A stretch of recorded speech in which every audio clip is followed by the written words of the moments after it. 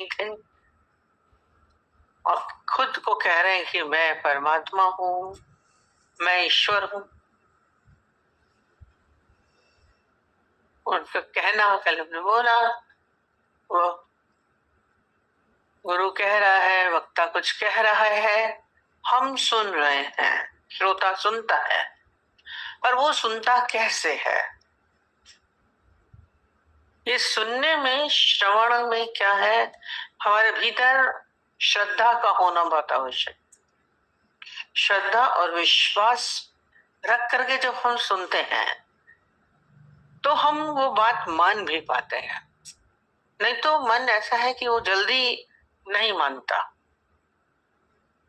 पहले गुरु कह रहा है आप बैठे रहिए वर्षों के वर्षों, यदि आपकी श्रद्धा नहीं है, आपका विश्वास नहीं है, तो आपके भीतर ज्ञान नहीं जाएगा, वो समझ नहीं आए। इसलिए कितने अच्छे से कह रहे हैं, एक ईश्वर जो भी कुछ आप मेरे प्रति आप कहते हैं, हम सबको मैं सत्य मानता हूं। सत्य कब मान रहे हैं? अपने लिए बोल रहे हैं कि मैं सत्य मानता हूं, क्योंकि अर्जुन खुद उनकी शरण में गया। शरणागत होना बहुत आवश्यक है। बिना शरण लिए हम सोचे कि हमें ज्ञान हो जाएगा, असंभव है। हम बहुत दिनों से आए, हम वर्षों से, आप आइए, जन्मों जन्मों से आप चक्कर काटते रहिए गुरु के पास, सानिध्य में रहते रहिए, पर यदि आप शरण नहीं गए, शरण होना, समर्पित होना, वो तभी हो सकता है जब आपके भीतर इतनी श्रद्धा होगी, इतना प्रेम होगा। आज अर्जुन का कृष्ण के प्रति इतना प्रेम उमड़ा, रहते वो बचपन से साथ थे, रहते रहते हमारे भीतर ज्ञान की प्रगाढ़ता, प्रेम की प्रगाढ़ता होनी चाहिए।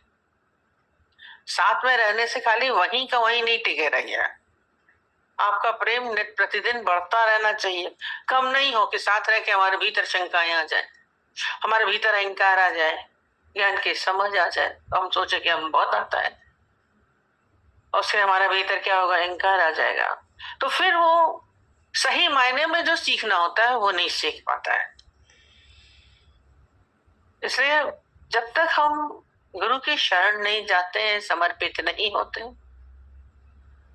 हमारे भीतर श्रद्धा का बीज नहीं होगा, तब तक ज्ञान हमारे से कोसों परे है।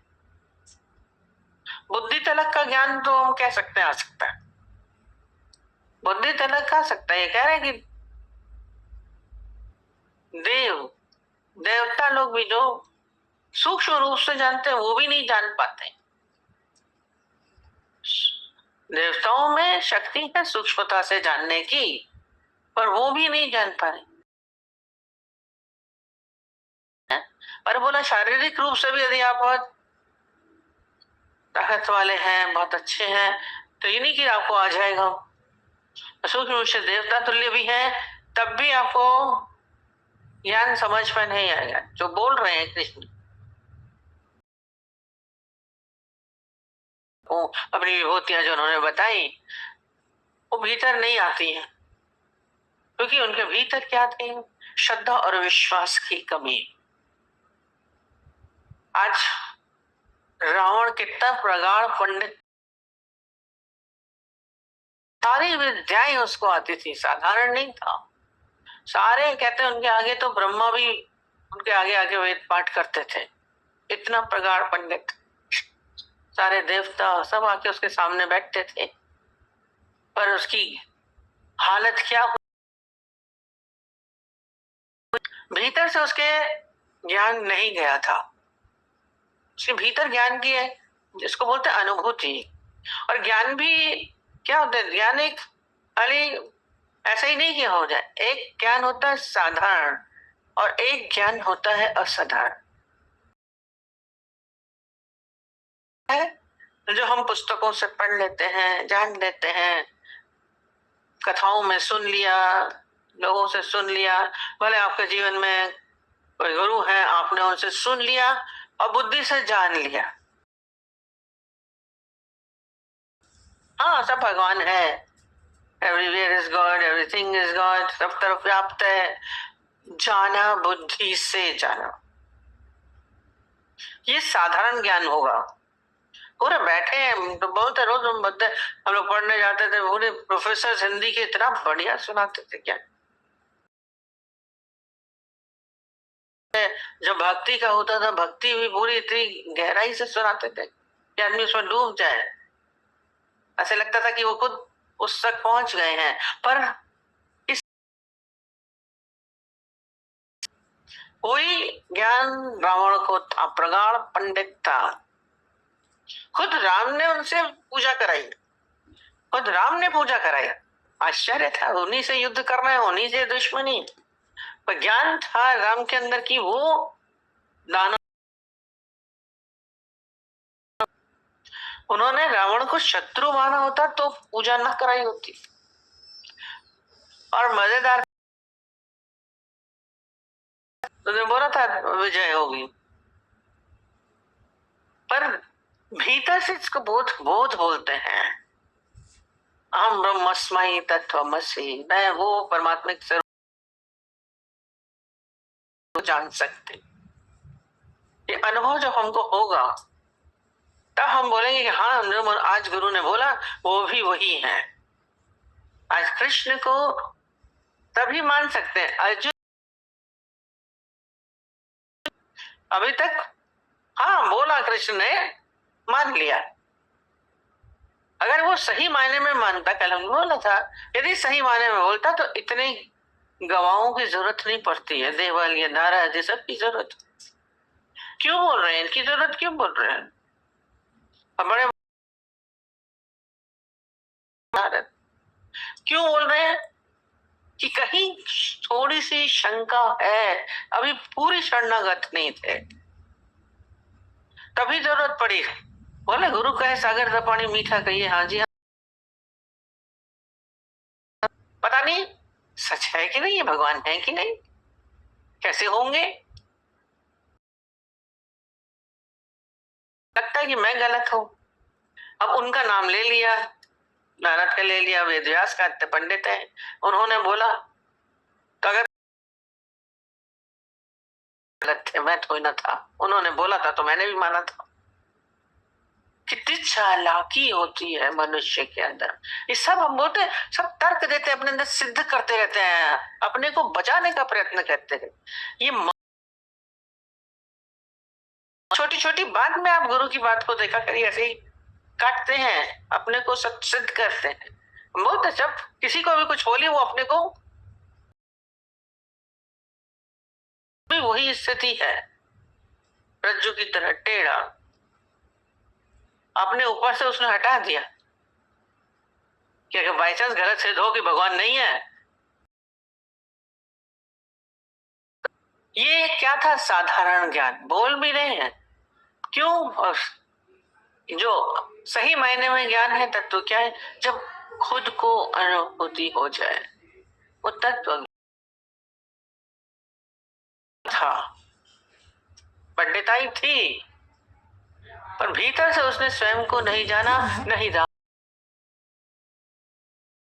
लगे तब वो मरा। और कितनी खराब गत हुई थी। कहते जब वो मरे हैं तो उनके शरीर को गीदड़ खा रहे थे, सर को गिद्ध खा रहे थे, कैसी दशा हो गई। इतने प्रकार पंडित, जहां ब्रह्मा भी आके उनके सामने बैठते थे और वेद पढ़ाते थे,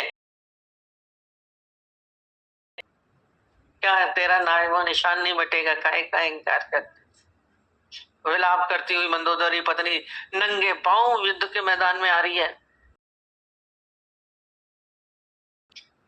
यहाँ पे भी ज्ञान बहुत अच्छा, हम बोलते हैं सब बहुत अच्छा समझ गए बुद्धि से, तो बुद्धि है परमात्मा की गॉड गिफ्ट बोलते हैं, इसलिए तो आपने यार समझ लिया, बहुत अच्छा बोल दिया। बहुत बहुत बोलते हैं बहुत अच्छा मायने में भीतर आपके जीवन में ज्ञान उतरना चाहिए। रावण के अंदर ज्ञान उतरा नहीं, हमारे भीतर अहंकार है, उसके अंदर कहते हैं अहंकार। हनुमान से पूछा ना कौशल्या माता ने, राम ने मारा, में क्या बोला था, रावण और उसकी मैंने मार, बात दोनों तरीके, मैंने मारा रावण को, मैंने मारा, उसकी मैंने मारा। एक तरफ से तो मैंने मारा बोल रहे हैं, और दूसरी क्या है, किस मैं की उपस्थिति। यही अज्ञान है। नहीं बोलते हैं कि मैं परमात्मिक स्वरूप हूं। आप बोलते हैं, कोई बोल सकता है, राम है, कृष्ण है, गुरु भगवान है, मैं भगवान हूं नहीं मानते। जब तक ये वास्तविक ज्ञान नहीं है तो आप जो गुरु को बोल रहे हैं वो भी गलत है। आप दूसरों का अस्तित्व में बना पड़ा है, ये खाली बाह्य ज्ञान, उससे गत ऐसे ही बनेंगे। जब आपके भीतर ये अनुभव हो जाएगा, कभी इसका अनुभव करने का प्रयत्न तो करिए, कभी एकांत में बैठिए तो नई अनुभव आप फील करेंगे। फील करने वाली चीज है, आ सकता है। हमने उस दिन भी बोला था, शब्द हमारे सारे छोटे करना हमें है। इसलिए श्याम डैडी जब भी बोलते ना,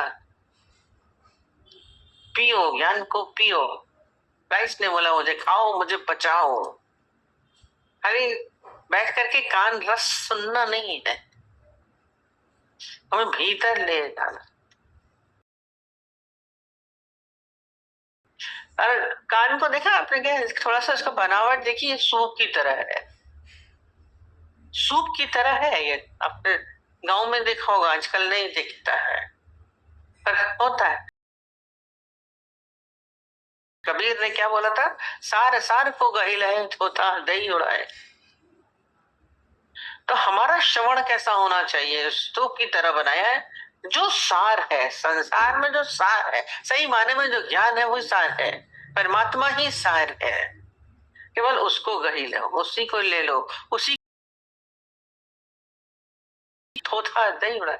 जो व्यर्थ है ये संसार में, सब जो व्यर्थ है, जितना हम सुन रहे हैं देख रहे हैं सब व्यर्थ है, क्योंकि संसार ही मिथ्या है। श्रवण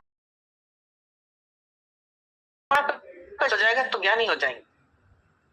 अभी तक हमारा श्रवण भी सही नहीं है, बैठ करके खुद शब्दों को सुनना नहीं, भीतर हमारे ज्ञान उसको हम भीतर ले जाएं। सब इंद्रिय के द्वारा अंदर लेके जाते हैं, सार सार को गही लाए है। आप में सामर्थ्य की आप धोते को उड़ा दें, आपके भीतर संसार माया न जाए, व्यर्थ के शब्द व्यवहार न जाए। अभ्यास करिए, बनाया है, बनावट ऐसे ही बनाई है तो उसका यूज तो करिए। अब हम तो व्यर्थ की चीजों को भीतर लेके जाते, और जो बोल रहे हैं वो भी सही मायने में नहीं समझ रहे हैं। जो बोल रहा है मैं परमात्मिक स्वरूप हूं, तो जानने में क्या दिक्कत है, मैं परमात्मिक स्वरूप, मैं ही व्याप्त हूं। आज कृष्ण बोल रहे हैं, हम भी यही बोले।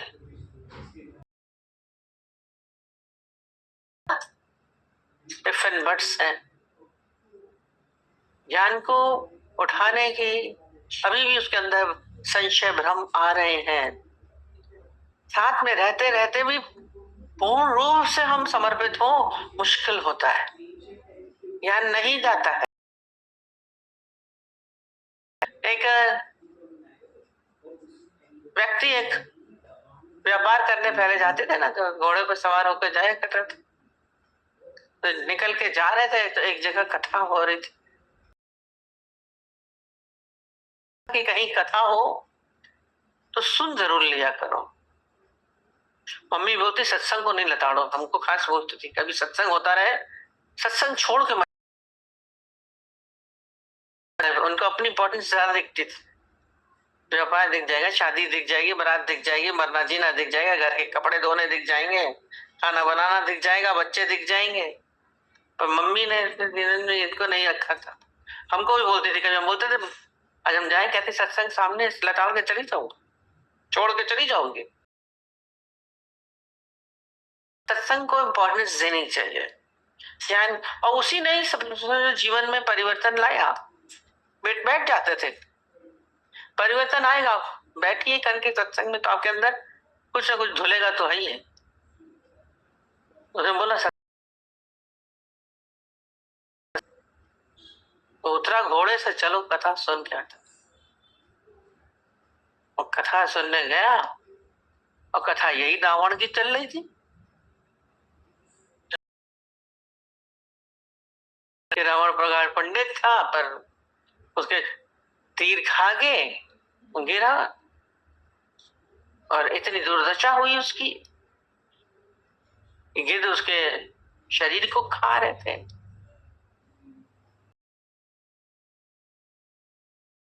खा रहे थे सारे पक्षी, तो उसको बहुत बुरा लगा, अंदर में लिया। कहते इतना हो सकर के, इतना सब धन, इतना वैभव, सब कुछ होते हुए भी देखिए उसको कुछ भी काम नहीं आया।